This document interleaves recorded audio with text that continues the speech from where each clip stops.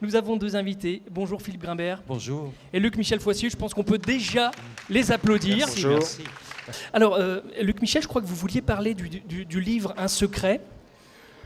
Oui, le début du livre, principalement. Ah oui, le début du livre m'a beaucoup marqué. Moi, j'accorde énormément d'importance aux premières phrases d'un livre. Il y a un exemple qui me vient tout de suite à l'esprit, c'est L'étranger de Camus, quoi. Aujourd'hui, ma mère est morte, ou hier, peut-être, je ne sais pas. Bon, ce début de roman, Camus l'avait écrit, et je crois qu'il a écrit le roman 2 ans plus tard. Il avait mis à côté de cette phrase, dans son carnet, écrire un roman. Il avait entouré cette phrase, il avait déjà cette phrase. Et quand je lis la première phrase du livre de Philippe Grimbert, je vais la lire d'ailleurs là, c'est une première phrase très forte sur laquelle vraiment on accroche, quoi.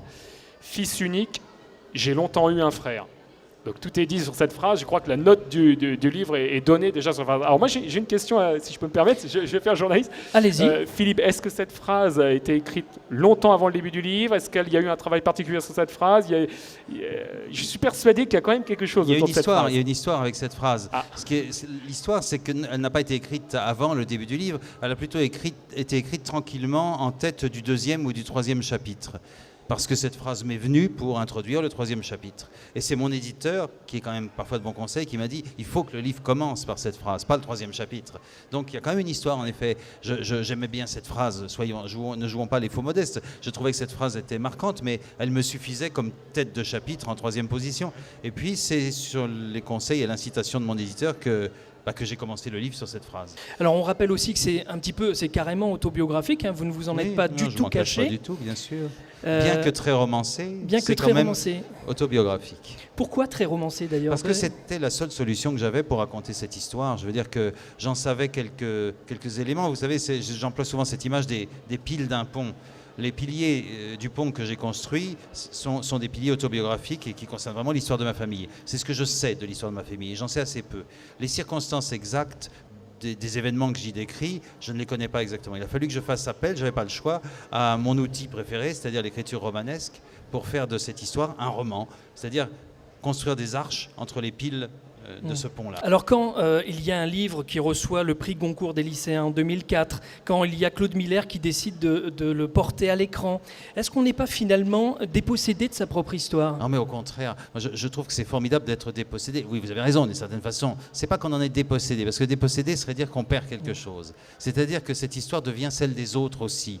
Que le film, que mon livre soit devenu le film de Claude Miller et qu'il m'ait fait l'honneur de me dire qu'il y avait longtemps qu'il avait envie de raconter quelque chose qui le touche dans son histoire personnelle et que mon livre lui en donnait l'occasion, je ne me sens pas dépossédé. Au contraire, je veux dire, c'est mon histoire qui a permis à un film de voir le jour. Quand je suis allé la première fois sur le plateau et que j'ai vu reconstitué donc par des artisans, des décorateurs, le décor de mon enfance. Qui est exactement le même Il se trouve que c'était exactement le même, et pourtant je le décris très peu, enfin pas avec beaucoup de détails en tout cas. Et cependant, quand je suis rentré, j'allais dire dans le magasin de mes parents, qui avait été reconstitué par des décorateurs de cinéma, je vous assure que ça fait un choc.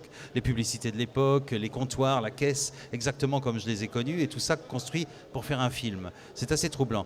Le deuxième moment vertigineux, c'est quand je suis rentré dans la guinguette où avait lieu le mariage de mon père avec sa première épouse. Autrement dit, une époque où je n'étais pas, moi, encore né. Et j'avais le sentiment d'être un fantôme au milieu de tous ces gens qui, eux, avaient une existence réelle. C'était assez troublant, alors que c'était eux, les fantômes. Mais cependant, non. Ouais. Et puis, troisième chose, c'est l'émotion à laquelle je ne m'attendais pas. C'est quand j'ai vu le premier teaser, comme on dit. C'est-à-dire que c'est une sorte de bande-annonce que Claude avait réalisée pour présenter le film. Et pour la première fois, j'ai vu à l'écran... Je veux dire, cette scène, si certains d'entre vous ont vu le film, c'est une scène qui se situe vers la fin, quand enfin Maxime peut embrasser Tania et où leurs mains se rejoignent sur un arbre. Alors là, ça a été absolument bouleversant. C'est pourtant une histoire que j'avais écrite moi-même. C'est une histoire dont j'étais responsable et de la voir à l'écran, en image, avait un impact incroyable sur moi. Un secret a reçu 2 prix. Le prix Goncourt des lycéens en 2004 et le prix des lectrices de Elle en 2005. Oui, c'est des prix de lecteurs. Hein. Oui, c'est ça qui est très intéressant.